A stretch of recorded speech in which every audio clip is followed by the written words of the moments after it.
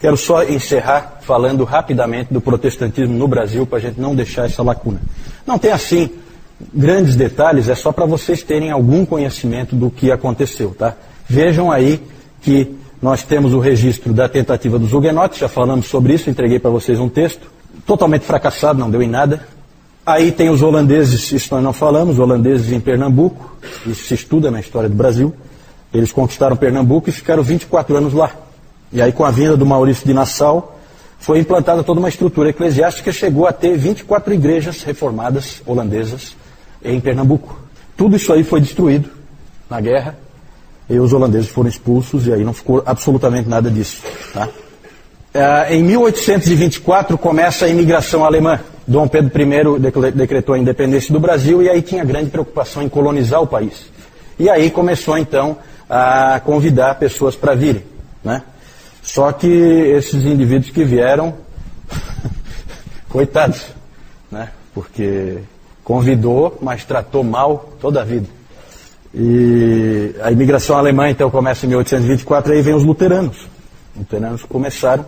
A igreja evangélica de confissão luterana é o que tem de mais antigo aí estabelecido no Brasil. Só que não é uma igreja missionária, tá? É uma igreja étnica. Ela veio para atender os colonizadores. Ela não veio para alcançar ninguém.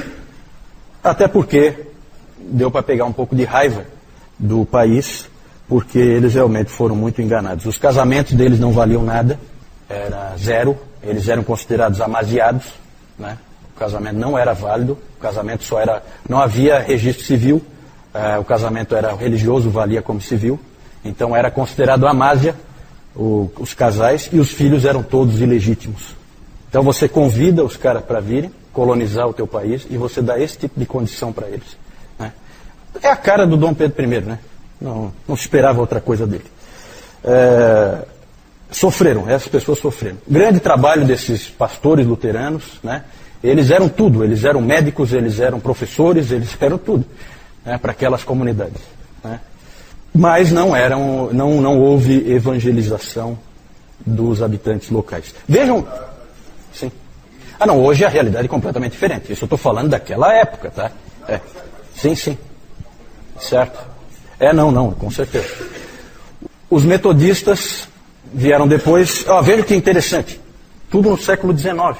Porque o século XIX ele tem essa característica, né? O cristianismo passou a ser mundial. Com o século XIX o cristianismo passou a existir em todos os lugares.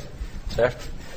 E por que nunca vinha missionário para o Brasil? Porque o Brasil era considerado cristianizado.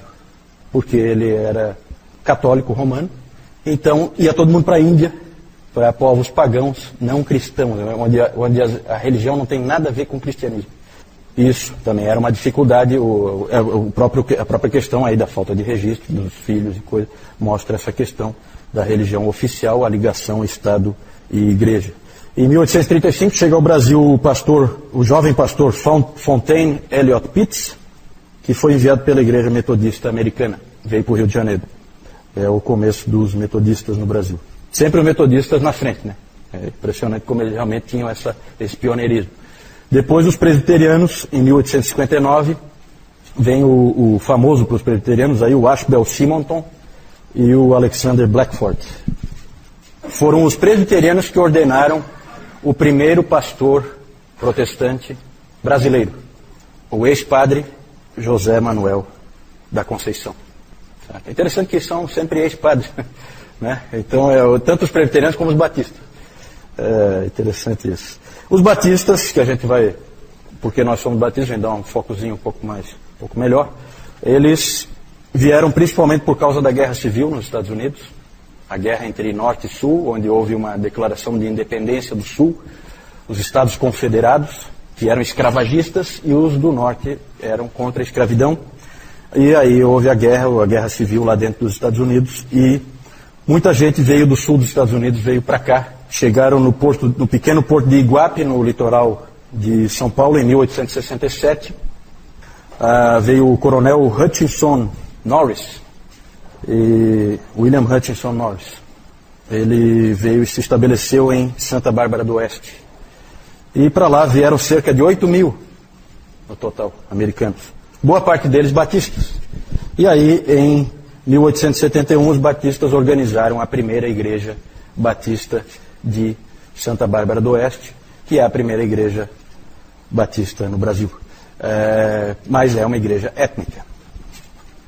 Étnica, igreja para os colonizadores. Não é uma igreja missionária. Também. Exatamente. Ali tem a cidade que é Americana, que era na época um distrito de Santa Bárbara do Oeste. É bem lembrado. Na verdade, a segunda igreja batista foi construída, foi fundada em Americana, onde hoje é Americana, na época não era, né? Na verdade era a segunda em Santa Bárbara.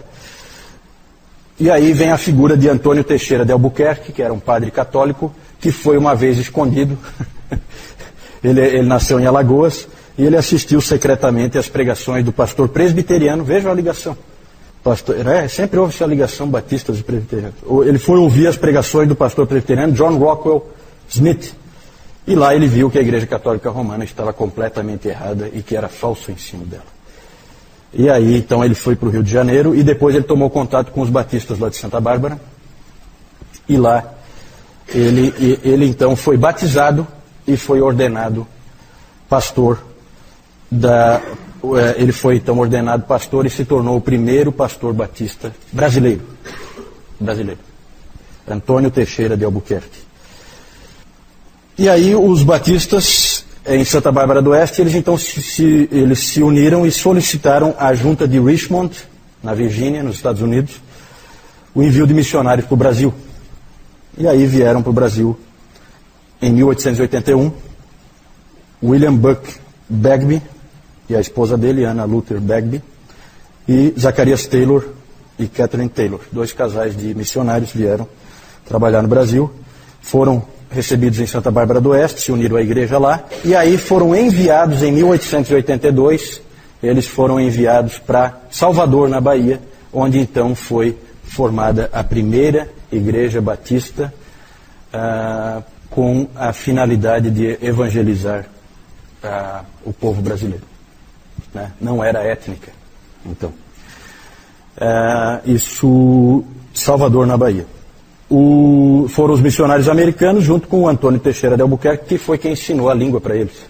Interessante essa coisa assim, dessa parceria que tinha, né? Depois essa igreja no primeiro ano já tinha 70 membros, a igreja em Salvador, ao fim do primeiro ano.